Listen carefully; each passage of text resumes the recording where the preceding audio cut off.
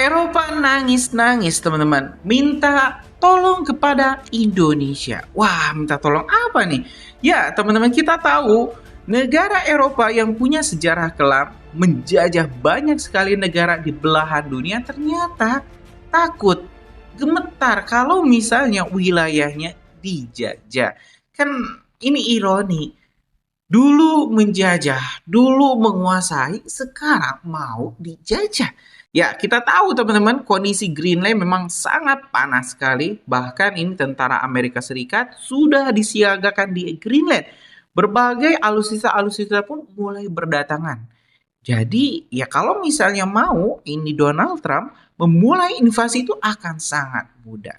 Tapi di lain pihak, teman-teman, di sisi NATO ini sangat sulit untuk melakukan mobilisasi pasukan karena ternyata di NATO sendiri dua pihak. Ada yang mendukung Greenland diambil alih Amerika, ada juga yang menolak. Nah, yang menolak ini yang nggak kuat, teman-teman, kalau misalnya harus berhadapan dengan Amerika.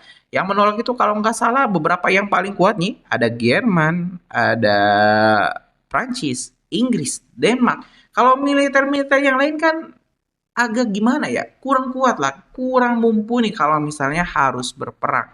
Nah, ini teman-teman ya alhasil Eropa ini minta tolong. Minta tolongnya bukan ke yang lain tapi ke Indonesia. Pak Prabowo diketahui teman-teman ini bergabung ya dengan Trump dalam Dewan Perdamaian. Nah, ini yang menarik ya. Setelah kemarin Pak Prabowo itu bertemu dengan para leader-leader Eropa, hari ini Pak Prabowo bertemu dengan Trump. Kan ini luar biasa. Diplomasi tingkat, ya kalau misalnya saya sebut ini diplomasi tingkat dewa. Ya, tingkat levelnya itu sangat luar biasa. Bagaimana bisa seorang pemimpin ini keliling Eropa dan langsung bertemu Trump untuk menyampaikan aspirasi para pimpinan Eropa yang minta difasilitasi oleh Pak Prabowo, disampaikan ya keluhan-keluhannya, keinginan-keinginannya agar ya Greenland berakhir damai. Nah, yang menarik ini Pak Prabowo tidak melawan Trump secara langsung ya, apalagi by power, tapi lewat diplomasi, diskusi santai. Karena kita tahu teman-teman memang orang Eropa itu sukanya itu menyelesaikan semua masalah dengan show of power. Dari zaman dulu penjajahan, semua masalah diselesaikan dengan perang. Itu sudah jadi fakta loh teman-teman. Fakta yang tidak bisa terbantahkan.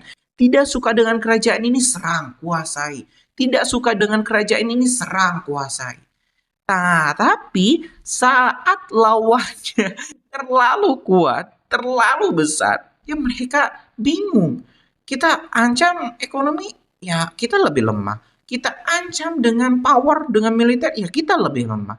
Alhasil mereka diplomasinya buntu. Dan Masya Allah ini diplomasi langkah jenius Pak Prabowo informasinya sudah membuahkan hasil. Ini kenaikan tarif 10% yang mau dinaikin sama Trump ditangguhkan. Jadi ini langkah positif, langkah awal untuk cari solusi damai. Nah, kita mending simak dulu deh gimana sih jalannya diskusi Pak Prabowo dengan Donald Trump dan apakah Indonesia bisa jadi juru selamat untuk Eropa. Kita simak informasi selengkapnya, teman-teman. Ini detik-detik Pak Prabowo menandatangani fakta perdamaian atau ya Indonesia resmi gabung Dewan Perdamaian.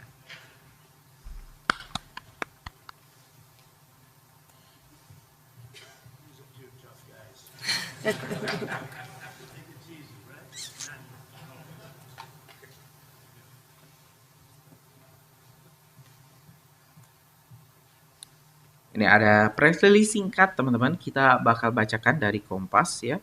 Presiden Prabowo Subianto resmi mendatangani Piagam Board of Peace atau Dewan Perdamaian yang digagas Presiden Amerika Serikat Donald Trump di Davos, Swiss pada Kamis, tanggal 22 Januari 2026.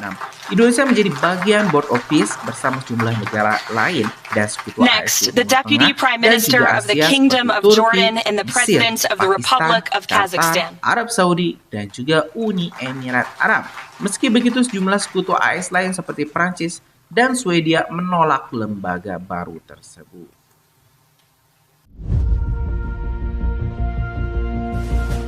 Presiden RI Prabowo Subianto menyampaikan bahwa pertemuannya dengan para pemimpin Uni Eropa di Brussels menghasilkan kemajuan penting dalam perundingan CEPA.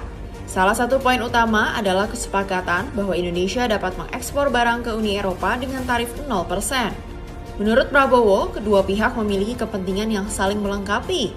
Uni Eropa membutuhkan komoditas dan pasar dari Indonesia, sementara Indonesia bisa memanfaatkan teknologi, ilmu pengetahuan, dan pendanaan dari Eropa. Saya hadir di Brussels, di Uni Eropa itu ada terobosan luar biasa. Setelah 10 tahun perundingan alot, akhirnya kita mencapai kesepakatan Indonesia dan Uni Eropa akan masuk ke dalam apa yang disebut CEPA, Comprehensive Economic Partnership Agreement, yang itu sama dengan Free Trade Agreement. Jadi barang-barang kita bisa masuk Uni Eropa 0% tarif, mereka juga. Jadi kita sangat ada hubungan simbiosis. Mereka punya teknologi yang bagus, punya sains, punya dana keuangan, kita punya mineral, kita punya komoditas, kita punya pasar. Jadi ini simbiosis.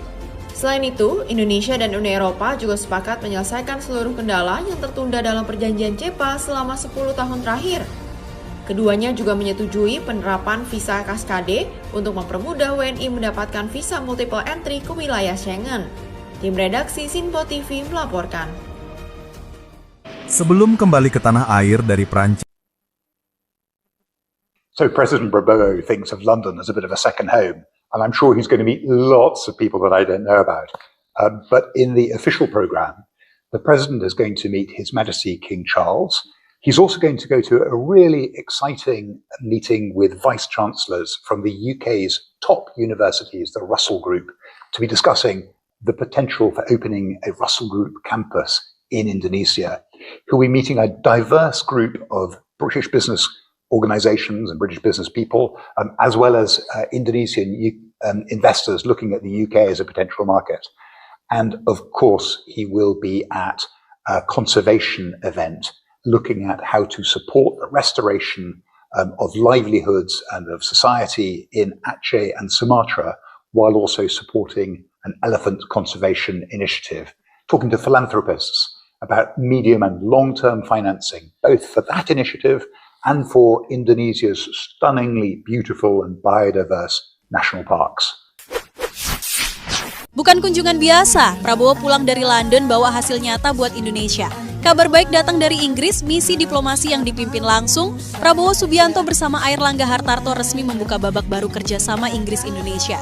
Ini bukan cuma seremoni, Indonesia dan Inggris meluncurkan UK-Indonesia Strategic Partnership, hasil pertemuan Prabowo dengan Perdana Menteri Inggris Keir Starmer.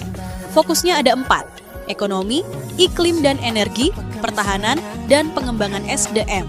Yang paling konkret, Inggris siap bantu Indonesia bangun 1.500 kapal ikan modern dan merevitalisasi desa nelayan. Kenapa ini penting? 3/4 wilayah Indonesia itu laut, tapi konsumsi protein kita masih rendah. Artinya, ini soal kedaulatan pangan dan kesejahteraan nelayan. Di saat yang sama, Airlangga juga tancap gas. Beliau memimpin pertemuan dengan CEO global dan pemerintah Inggris untuk mempercepat aksesi Indonesia ke OECD. Ini berarti standar regulasi dan iklim investasi Indonesia naik ke level negara maju. Hasilnya, investor makin percaya, modal makin deras, dan lapangan kerja berkualitas terbuka lebar. Buat kita, generasi muda, artinya jelas. Ekonomi biru jalan, teknologi masuk, investasi naik, dan masa depan kerja makin berkualitas. Indonesia bukan cuma pasar, tapi mitra strategis yang setara demi Indonesia maju. Tak lengkap tanpa Prabowo. Dunia memanggil. Apa yang akan terjadi jika Amerika Serikat dan NATO berperang setelah pernyataan blak-blakan Presiden Trump tentang pengambil alihan Greenland? NATO akan segera memutuskan untuk mengeluarkan Amerika Serikat dari aliansi dan menjatuhkan sanksi berat. Sebagai balasan, Amerika Serikat akan melancarkan perang terhadap Kanada. Dalam waktu singkat, pasukan Amerika akan menyapu kota-kota Kanada dan mengambil alih kendali penuh atas negara tersebut. Pasal 5 NATO kemudian akan diaktifkan, secara resmi menyatakan perang terhadap Amerika Serikat. Namun, Amerika Serikat akan bertindak lebih dulu dengan mengerahkan armada lautnya mendekati garis pantai Eropa. Pengebom B-2 akan digunakan untuk menyerang pangkalan militer NATO, sementara pasukan darat pendukung mendarat di wilayah Eropa. Pada saat yang sama, Amerika Serikat akan memanfaatkan situasi tersebut untuk merebut Greenland tanpa menghadapi perlawanan berarti. Rusia juga akan memanfaatkan kekacauan ini dengan melancarkan ofensif untuk merebut Ukraina sebelum memperkuat pasukannya di sepanjang perbatasan NATO. Akibatnya, Eropa akan terjerumus ke dalam keadaan ketegangan yang belum pernah terjadi sebelumnya. Guys, ngeri banget ini guys. Perang Dunia 3 makin lama makin deket nih guys. Teman-teman tahu nggak sih, negara adik kuasa Amerika Serikat detik ini udah resmi menyerang negara sekutunya sendiri yang namanya negara-negara NATO. Gara-gara apa? Sengketa lahan di Greenland. Lahan yang sebetulnya bukan punya Amerika Serikat juga. Ya tapi namanya juga Amerika Serikat ya. Preman paling kuat di kolong langit ini, ya dia bisa klaim tanah manapun di planet bumi ini. Kalau perlu planet Pluto, Mars pun punya dia sendiri. Jadi teman-teman ya, per hari ini sudah resmi konflik antara Amerika Serikat dan negara Eropa itu semakin panas. Dan lebih ngeri lagi, ternyata Greenland gak diem aja loh. Denmark pinter juga, mereka buying time guys. Kenapa mereka harus buying time? Karena mereka mau minta tolong di belakang layar sama negara-negara Eropa lainnya buat membacking Denmark di Greenland. Jadi udah resmi, Prancis kirim tentara ke Greenland, Jerman kirim tentara ke Greenland, Swedia, Norwegia, Denmark juga ngirim pasukan loh ke Greenland. Ada apa ya guys? Kenapa mendadak negara-negara Eropa ini kirim pasukan mereka ke sana? Tentu bukan ikut lomba masak ya di sana. Ya teman-teman, sudah kita tampilkan informasi demi informasi di mana Pak Prabowo teman-teman memilih diplomasi sebagai langkah perdamaian. Tidak seperti Amerika ataupun ya Uni Eropa yang sama-sama show of power. Bahkan dalam pidato tadi Donald Trump malah memperlihatkan kekuatan yang tidak bisa dilawan oleh negara manapun. Nah, gimana menurut kalian? Setuju nggak Pak Prabowo gabung dengan kelompok perdamaian ya, atau apa tadi, Dewan Perdamaian yang dibuat oleh Trump? Kalau misalnya setuju, tulis di kolom komentar. Kalaupun tidak, coba jelaskan juga alasan kalian semua. Terima kasih teman-teman. Kita lanjut deh di video selanjutnya. Assalamualaikum warahmatullahi wabarakatuh.